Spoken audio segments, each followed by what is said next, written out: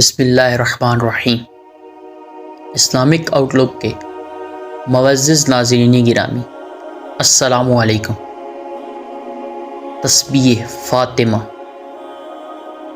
حضرت مولا علی شیر خدا نے اپنے ایک شاگرد سے فرمایا کہ میں تمہیں اپنا اور اپنی بیوی فاطمہ الزہرا سلام اللہ علیہا کا، جو حضور صلی اللہ علیہ وآلہ وسلم کی صاحبزادی ہیں اور سب گھر والوں میں زیادہ لاڈلی تھی، قصہ نہ سناؤں؟ انہوں نے عرض کیا ضرور سنائیں۔ تو مولا علی شیر خدا نے فرمایا کہ وہ خود چکی پیستی تھیں، جس سے ہاتھوں میں چھالے پڑ گئے تھے، اور خود ہی مشق بھر کر لاتی تھیں، جس سے سینے پر رسی کے نشان پڑ گئے تھے، خود ہی جھاڑو دیتی تھی، جس کی وجہ سے کپڑے میلے رہتے تھے۔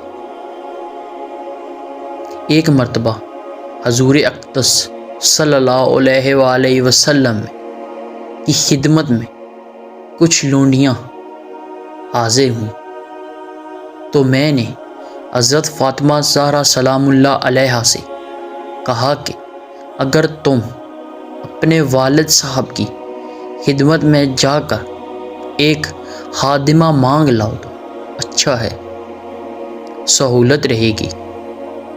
وہ گئیں تو حضور اقدس صلی اللہ علیہ وآلہ وسلم کی خدمت میں لوگوں کا مجمع تھا، اس لیے واپس چلی ہیں۔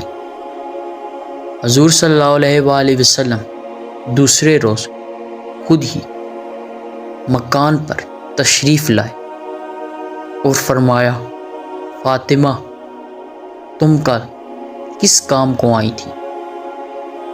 وہ چپ ہو گئیں، شرم کی وجہ سے بول بھی نہ سکی۔ میں نے عرض کیا، یا رسول اللہ، چکی سے ہاتھ میں نشان پڑ گئے تھے، مشکیزہ بھرنے کی وجہ سے سینے پر بھی نشان پڑ گیا ہے، اور جھاڑو دینے کی وجہ سے کپڑے میلے رہتے ہیں۔ کل آپ کے پاس کچھ لونڈیاں آئی تھیں، اس لیے میں نے ان سے کہا کہ ایک خادمہ اگر مانگ لائیں تو ان مشقوں میں سہولت ہو جائے۔ تو حضور صلی اللہ علیہ وآلہ وسلم نے فرمایا، فاطمہ اللہ سے ڈرتی رہو اور اس کے فرض ادا کرتی رہو، اور گھر کے کاروبار کرتی رہو، اور جب سونے کے لیے لیٹو تو سبحان اللہ 33 مرتبہ، الحمدللہ 33 مرتبہ، اور اللہ اکبر 34 مرتبہ پڑھ لیا کرو، یہ خادمہ سے بہتر ہے۔